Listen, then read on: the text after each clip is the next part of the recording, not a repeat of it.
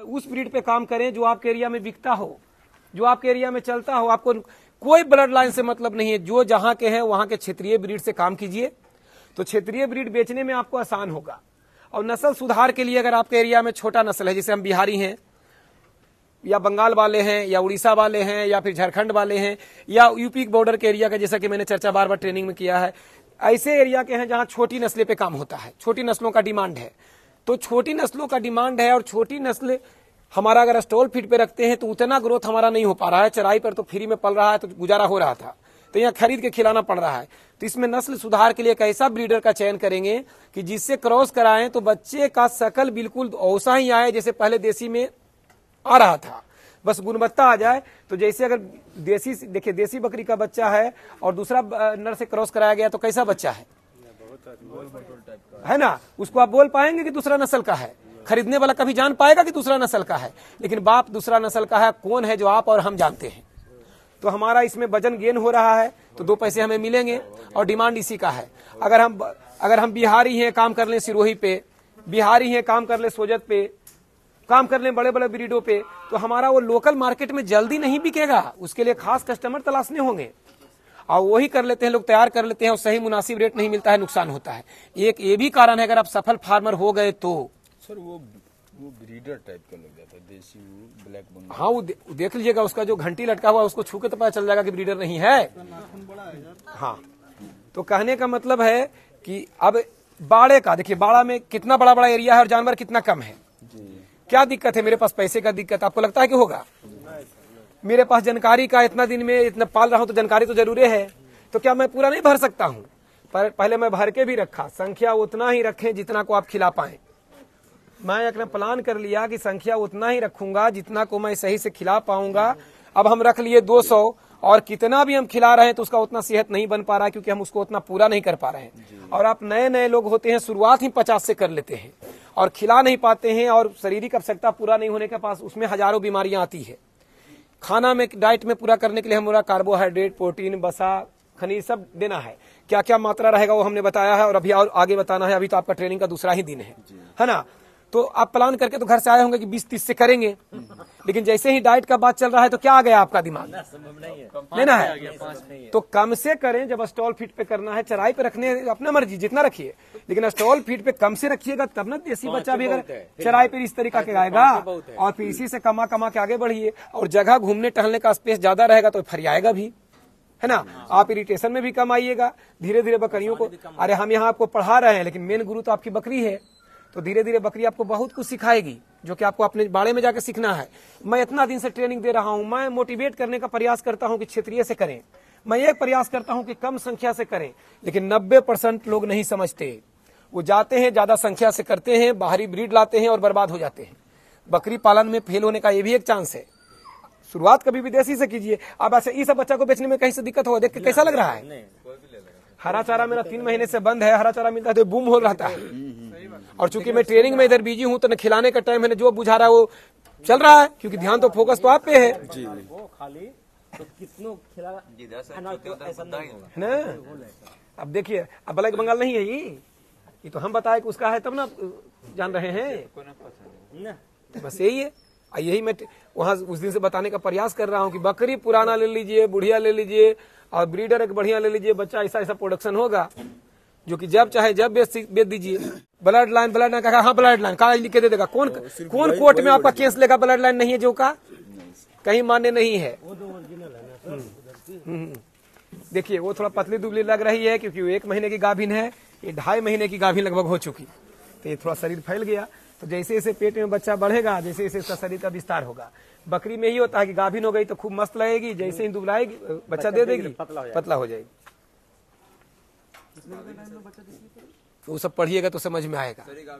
हाँ, लगभग 2.5 महीना लगभग होने जा रहा है इसका। अब बताइए, चराई पर बकरी इससे ज्यादा मस्त रहती है क्या? अब बताइए। अब कहने का मतलब है कि फार्मिंग करेगा और इस टाइप की फीमेल रहेगी, अब ये बच्चा देगी तो आपके सामने वीडियो जाएगा तो देखिएगा कैसा कैसा बच्चा आता है। तो थोड़ा पेशेंस हमने रखा, हमने छोटा में क्रॉस नहीं कराया। हमने पेशेंस रखा कि जब तक पठिया 1 वर्ष की ना हो जाए उसे हम क्रॉस नहीं कराएंगे। लोग बकरी पालन में पेशेंस ही नहीं रखते। अब देसी जो बकरियां, क्षेत्रीय बकरियां हैं, वो 4 महीना में ही हीट में आने लगी है। वैसे वो 7 माह में तो हीट में आ जाएगी, लेकिन फिर भी आप 1 वर्ष जब तक न हो जाए उसको क्रॉस न कराएं, पूरी रूप से शारीरिक मैच्योरिटी उसमें आ जाए, यानी युवा हो जाए, तो उससे क्रॉस कराएं, तो आगे चल के उससे आप अच्छे बच्चे ले पाएंगे। आपको पेशेंस। देखिए, सुविधाजनक बाड़ा बनाने से क्या फायदा होता है। थोड़ा सा आप लोग साइड हो जाइए, मैं एक तरफ से देते चला जाऊंगा। थोड़ा थोड़ा आपको दे के दिखाने के लिए दे रहा हूं, ताकि आप इस तरीका से घर पे जब चारा दें तो किस तरीका से आप बकरियों को खिला सकते हैं आसानी से। घर का अगर एक मेंबर भी रहे तो संभाल सकता है। देखिए, मैंने इस तरीका से बनाया है कि मैं एक तरफ से देते जा रहा हूं और सभी बकरियां आकर लाइन लगकर वो खा रही है। तो बाड़ा में ऐसा स्ट्रक्चर आप कीजिए, बनाइए कि आपको परेशानी ना हो, क्योंकि अगर आप स्ट्रक्चर सही नहीं बनाते हैं तो आपको हमेशा उसमें लटका हुआ रहना पड़ेगा और बकरियां बहुत इरिटेट करती है। देखिए, हमने सबको दे दिया है और सभी देखिए उधर है वो भी आ रही है और सब लाइन लगकर खाना खाना शुरू कर देगी। कहीं भी वो दूर भी रहेगी और हम यहाँ इसको देंगे तो दौड़ के आके खाना शुरू कर देगी। अब ये प्रोडक्ट कहाँ बनता है पूछ रहे हैं, तो प्रोडक्ट मैं पटना से लाया था, लेकिन एक कलकत्ता का प्रोडक्ट है। जहां से मैं लाया उन्होंने बताया कि कलकत्ता में बनता है।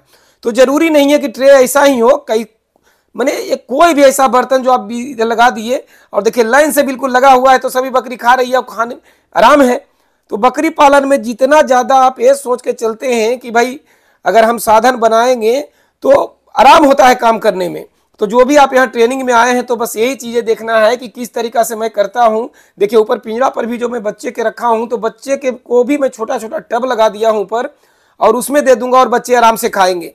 तो इस तरीका से खिलाना बहुत ही आसान हो जाता है और लाइन लग के बिल्कुल बकरी खाते रहती है। घर के एक फैमिली मेंबर भी पूरा बाड़ा को संभाल लेते हैं। तो ये होता है कि आप साथ में दूसरा अगर काम भी करते हैं, सुविधाजनक बाड़ा बनाए हैं, तो आपको ये आराम होता है। और डाइट में हमने क्या क्या दिया है, ये सभी चीज़ें हमने ट्रेनिंग में आपको बताया कि डाइट में क्या जरूरी है जो इनको आप देंगे। और अभी मैंने आपको दिखाया भी प्रैक्टिकल के दौरान, एक बार मैं क्या क्या मिलाता हूँ वो मिला के खिला के दिखाया भी कि बकरियों के लिए संतुलित डाइट क्या होता है। और अभी मैं ये बता रहा हूँ कि अगर इस तरीका से बनाते हैं तो देखिए सभी आके लाइन में अपना लग के खा रही है, अपना अपना सर डाले हुई है ना, तो अपना अपना सर डाल के खा रही है। यानी आप हम यहाँ कोई भी है तो इसे कोई दिक्कत नहीं है, अपना खाने में लगी हुई है। तो बस बकरियों को साधन दें, खिलाने के तरीका पता होना हो सब हो जाता है। अब आप पूछेंगे क्या खिलाएं, तो देखिए वहां से यहाँ आप कहेंगे गाभिन बकरी को क्या दें, तो वहां से वहां मैंने दिया, तो कौन गाभिन कौन खाली मैं अलग अलग करके कितना रखूंगा। तो बस एक डाइट अच्छा दीजिए। गाभिन बकरी खुद ज्यादा खा लेती है, उसे भूख बढ़ जाता है और खुद ज्यादा खा लेती है, तो जो उसका डाइट है उसे वो मिल जाता है। बस आपको पता होना चाहिए कि संतुलित डाइट में क्या होना चाहिए, संतुलित डाइट में हम बकरियों को क्या दें। और ये हमने ट्रेनिंग के दौरान आपको बहुत ही विस्तार से इन चीजों को बताया है। अब इधर देखिए, जो छोटे बच्चे का जो हमने एरिया बनाया है और उसमें भी मैंने इसी तरीका से व्यवस्था बना दिया है। अब बाहर से घूम के हम इनको दे रहे हैं, ये अपना खाना शुरू कर दिए। तो अगर इनको हम बड़े के साथ रख दें तो बड़े बकरियां छोटे बच्चों को तो खाने नहीं देगी। इनमें वो भावना नहीं है कि ये मेरी बच्ची है या मेरा बच्चा है तो मैं इसको खाने दूं, ऐसा कुछ भी नहीं है। ये जानवर है और अपना पेट भरने के लिए सामने वाला किसी को ये वैल्यू नहीं देगा और पहले अपना पेट भरने के चक्कर में वो इसे खाने नहीं देगा। तो इसी तरीका से अगर अलग अलग एरिया बनाते हैं, जिसे वो बड़ा है तो बड़ा है, छोटा को तो खाने नहीं देगा। तो बहुत जगह आप लोग मिला के रख देते हैं, ऐसा ना करें। अलग अलग एरिया बनाएं और उनको अलग अलग रखना है। आपको घनत्व कम रहना चाहिए, छोटे में बड़े बच्चे मिलके नहीं रहने चाहिए। कोई भी इंसान यहाँ से उठाया, अब हमें ये लोग को अलग अगर डाइट देना है, अलग देना है, तो यहाँ तक हम दूसरा दे दिए, यहाँ से फिर दूसरा मिलाए और वहां से फिर देते चले गए। तो अलग अलग जरूर बनाना चाहिए, इससे अपना अधिकार का भोजन दे पाते हैं। नहीं तो क्या होता है कि झुंड में बकरी रखे हुए हैं, तो झुंड में बच्चे बकरियां, मजबूत बकरियां तो खा रही है, कमजोर बकरी को खाना नहीं मिल रहा है, धीरे धीरे कुपोषित होती चली जाती है। और आपको ये बात का पता कब चलता है, जब पूरी रूप से वो डैमेज हो चुकी होती है और फिर आप उसे संभाल नहीं पाते। तो एरिया बनाइए कि किस बकरी के लिए किधर क्या रखेंगे ना। दिखाना ये चाह रहा हूं कि खाते समय लड़बे करेगी, देखिए ये सब लड़ेगी, तो लड़ेगी तो थोड़ा पीछे हो गया फिर जाएगी, क्योंकि पता है कि हम उसके बराबर के हैं। और छोटा अगर कमजोर रहेगी तो हम सीधे पीछे भगा देगा उसको मार के। तो एरिया बाय एरिया बनाएं। अगर बाड़ा आप नहीं बना पाएंगे तो बकरी पालन नहीं कर पाएंगे। बाड़ा में सुरक्षित तरीका से, ताकि आप अपना काम करते रहें, अपना ही खा रहिए।